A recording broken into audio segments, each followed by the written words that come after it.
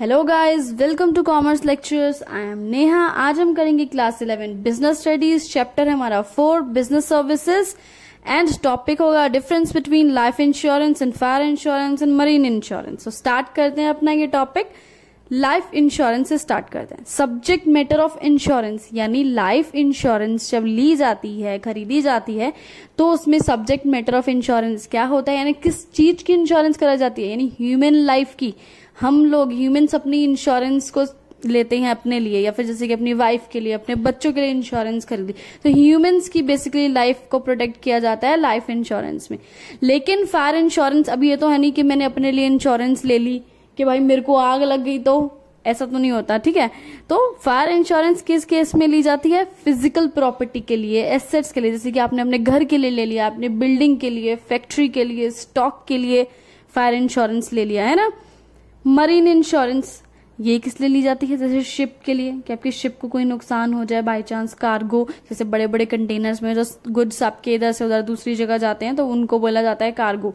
Freight होते हैं जो ट्रांसपोर्टेशन चार्जेस होते हैं, यानी शिप के थ्रू जब सामान एक जगह से दूसरी जगह पहुंचाया जाता है उसके लिए जो चार्जेस लगते हैं वो बोलते हैं फ्रेट चार्जेस। तो इन चार्जेस के लिए इंश्योरेंस इसमें ली जाती है। आगे बढ़ते हैं। एलिमेंट, अगर एलिमेंट की बात की जाए तो element of protection as well as investment. अगर लाइफ इंश्योरेंस की बात की जाए तो इसमें हमें प्रोटेक्शन तो मिलती ही है, कि जैसे कि हमें क्या हो गया, हमने प्रीमियम भरा, हम मर गए, हमारी डेथ हो गई, पीछे से हमारी फैमिली को प्रोटेक्शन मिल गया, पैसों से उनको सपोर्ट मिल गया। साथ में इन्वेस्टमेंट भी होती है, क्योंकि क्या होगा, जैसे कि बाय चांस आप नहीं मरे और वो मैच्योरिटी पीरियड आ गया तो वो सारा पैसा आपको मिलेगा जितना भी आपने प्रीमियम भरा है, और इंटरेस्ट के साथ मिलेगा। तो इस तरह से इन्वेस्टमेंट भी तो हुई ना, आपका बेनिफिट हुआ ना आपका। लेकिन फायर इंश्योरेंस के केस में इन्वेस्टमेंट का कोई सीन नहीं होता है, ये सिर्फ प्रोटेक्शन के लिए ली जाती है, और मरीन इंश्योरेंस भी सिर्फ प्रोटेक्शन के लिए ही ली जाती है। अब बात करते हैं इंश्योरेबल इंटरेस्ट की। इंश्योरेबल इंटरेस्ट से मतलब होता है कि कोई भी इंसान या बिल्डिंग में आग लग जाए, या कोई इंसान मर जाए, शिप डूब जाए, उन सब के डूबने से क्या आपको कोई दुख होगा या आपको कोई फाइनेंशियल लॉस होगा, तो वो होता है insurable interest. So life insurance के केस में it must be present at the time of taking policy, यानी जब भी आप पॉलिसी ले रहे हो तो आपको उसमें इंश्योरेबल इंटरेस्ट होना चाहिए। जैसे कि आप अपनी वाइफ के लिए ले रहे हो, उसके डेथ पे आपको दुख होगा, आपके बच्चों के लिए ले सकते हो, लेकिन ये थोड़ा ना आप किसी राह चलते आदमी के लिए ले लोगे, नहीं ले सकते हो आप लाइफ इंश्योरेंस उसके लिए, क्योंकि उसमें आपको इंश्योरेबल इंटरेस्ट नहीं है। उसके मरने से आपको क्या फर्क पड़ेगा, अगर वो मर भी जाता है तो इतना दुख आपको नहीं होगा। अब फायर इंश्योरेंस के केस में देखा जाए तो इसमें दोनों ही चीजें इंक्लूड होगी। At the time of taking policy, यानी जब आप पॉलिसी ले रहे हैं आपको उस प्रॉपर्टी में इंश्योरेबल इंटरेस्ट होना चाहिए। ये नहीं कि आप जा रहे हैं अपने चाचा ताऊ मामा की प्रॉपर्टी को इंश्योर करा रहे हैं कि इनके घर में आग ना लग जाए, नहीं, आपकी खुद की पर्सनल प्रॉपर्टी होनी चाहिए। At the time of loss, यानी आप जब इंश्योरेंस ले रहे हैं उसमें आपको, जब आप पॉलिसी लेंगे तभी भी जो है फाइनेंशियल जो है लॉस का डर रहेगा, और साथ में जब लॉस होगा तभी भी क्या होगा, वो आपको लॉस होगा। आपने ऐसी प्रॉपर्टी का इंश्योरेंस नहीं ले सकते कि जिसमें आग लग जाए और नुकसान आपके मामा को हो या आपके ताऊ को हो, नुकसान आपको ही होना चाहिए। Must be present at the time of loss. और मरीन इंश्योरेंस के केस में क्या होगा कि आपका इंश्योरेबल इंटरेस्ट कब होना चाहिए? जब लॉस हो। जैसे कि आपने शिप का इंश्योरेंस लिया, वो शिप आपकी थी, वो शिप डूब गई, आपका पैसा बर्बाद हो गया, तो आपको इसमें इस लॉस में, यानी जो शिप डूबने से लॉस हुआ है उससे आपको एक तो दुख होगा और साथ में फाइनेंशियली लॉस भी होगा आपको, तो आप मरीन इंश्योरेंस उस केस में ले सकते हैं। लेकिन ये नहीं कि किसी फ्रेंड की शिप के लिए आपने इंश्योरेंस ले ली, ठीक है। अब ड्यूरेशन की बात की जाती है तो लाइफ इंश्योरेंस के केस में क्या होता है, ranges from 5 to 3 years। Life insurance policy 5 साल से लेकर 30 साल तक के लिए ली जा सकती है, या फिर होल लाइफ तक ली जा सकती है, कि आप जब तक जिंदा रहेंगे आप प्रीमियम भरते रहेंगे, जब आप मर जाओगे आपकी फैमिली को उसके बदले बेनिफिट मिल जाएगा। लेकिन जो फायर इंश्योरेंस होती है वो सिर्फ 1 साल के लिए आपको मिलती है, आपको हर साल उसे रीन्यू कराना पड़ता है। और मरीन इंश्योरेंस भी आपको 1 साल के लिए मिलती है, या फिर पीरियड ऑफ वॉयज, यानी जैसे कि आप यहां से सामान किसी दूसरी कंट्री में लेके जा रहे हो, आपको 2, 3, 4 महीने जितने भी लगेंगे, तो वो जो जर्नी होगी ना, सिर्फ उसी टाइम तक आपको वो इंश्योरेंस मिलेगा, ठीक है। आगे बढ़ते हैं।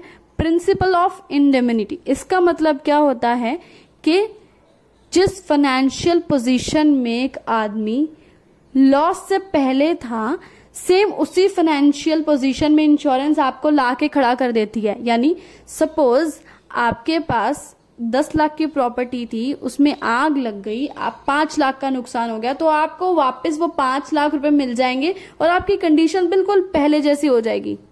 ठीक है, लेकिन वो प्रिंसिपल जो है लाइफ इंश्योरेंस के केस में अप्लाई नहीं करता, क्योंकि भाई इसमें तो बंदा मर ही जाता है ना, तो उसको वापस कैसे उसी फाइनेंशियल पोजीशन में लाएंगे हम?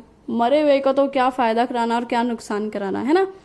लेकिन फायर इंश्योरेंस के केस में ये एप्लीकेबल है। जैसे कि मैंने अभी आपको एग्जांपल दिया था कि अगर आपको 5 लाख का नुकसान हुआ है तो आपको 5 लाख रुपए मिल जाएंगे और आप वापस से वही 10 लाख की प्रॉपर्टी के मालिक हो जाएंगे। मरीन इंश्योरेंस के केस में भी एप्लीकेबल है। जैसे कि आपकी शिप पे सामान जा रहा था, वो 50 लाख का था, किसी रीजन से वो डूब गया सामान, 50 लाख का आपको नुकसान हो गया, तो आपको इंश्योरेंस कंपनी से 50 लाख रुपए मिल जाएंगे और आप वापस उसी फाइनेंशियल कंडीशन में आ जाएंगे। नेक्स्ट पॉइंट करते हैं हम लॉस मेजरमेंट। लाइफ इंश्योरेंस की बात की जाए तो loss is not measurable in terms of money. इसमें एक बंदे के मरने से कितना नुकसान हुआ है हम उसे मनी में थोड़ा बता सकते हैं। अरे यार इसके पापा मर गए, पूरा 50 लाख का नुकसान हो गया, या उसका बच्चा मर गया, पूरा 1 लाख का नुकसान हो गया। ऐसे हम मेजर नहीं कर सकते हैं लॉस को, वो एक इंटरनल जो है दुख होते हैं ना। लेकिन फायर इंश्योरेंस के केस में क्या है, loss is measured in terms of money. Suppose आपके पास 10 लाख का स्टॉक पड़ा था, वो सारा का सारा आग से जल गया, तो आप मेजर कर सकते हो, हाँ भाई मुझे 10 लाख का नुकसान हुआ है। सेम इस केस में है, आपकी शिप थी या फिर शिप के अंदर सामान पड़ा था 50 लाख का, 50 लाख का सामान पूरा डूब गया शिप समेत, तो क्या होगा, आपने जो नुकसान हुआ आपको 50 लाख रुपए का, जिस चीज की आपने इंश्योरेंस कराई थी, तो उसे आप मेजर कर सकते हो ना। भाई 50 लाख का सामान था, मैं इधर से उधर लेके जा रहा था, वो डूब गया और मुझे 50 लाख का नुकसान हो गया।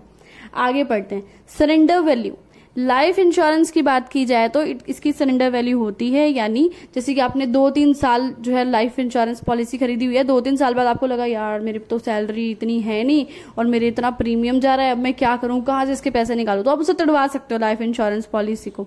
ठीक है, लेकिन फायर इंश्योरेंस के केस में ऐसा नहीं है। आपने एक बार ले ली तो आपने ले ली, वो पैसा जो है वो नहीं वापस आएगा, रिफंड नहीं होगा और वो जो है सरेंडर नहीं की जा सकते। सेम ऐसे ही मरीन इंश्योरेंस का, आपने एक बार ले ली और खरीद ली तो खरीद ली, आप वापस आपका मन करे कि मैं इसे तोड़वा लूं और अपने पैसे वापस ले लूं, तो ऐसा नहीं हो सकता।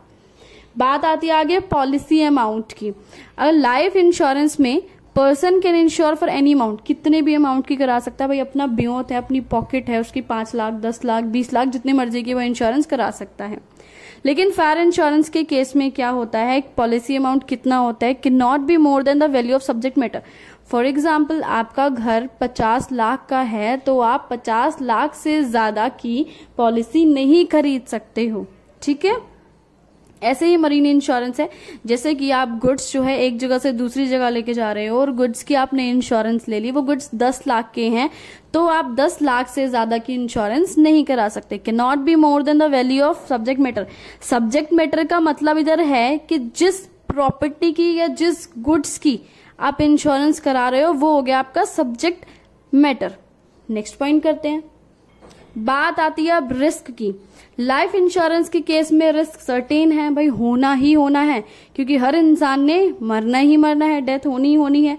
Maturity of period is going to happen, death भी, और जो वो पर्टिकुलर स्पेसिफाइड डेट है जिस टाइम पे वो मेच्योर होगी पॉलिसी, वो डेट आनी ही आनी है ना। तो इसमें जो है सर्टेन है, लेकिन इसमें रिस्क जो है अनसर्टेन है। कैसे, लॉस और मे नॉट हैपन, लॉस में और मे नॉट हैपन।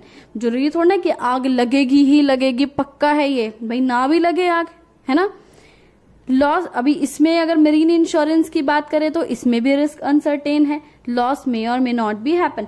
जरूरी थोड़ा ना शिप डूबेगी ही डूबेगी, सारा सामान खराब होगा ही होगा, ना भी हो भाई सामान, है ना।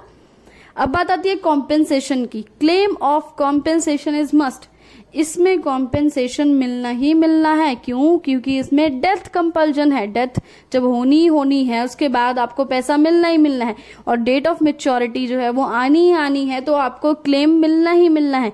लेकिन इस केस में क्या है, देयर मे और may not be any claim, आपको क्लेम मिल भी सकता है और नहीं भी मिल सकता। सपोज फायर इंश्योरेंस ली आपने, आग लगी तो आपको क्लेम मिल जाएगा, आग नहीं लगी तो नहीं मिलेगा।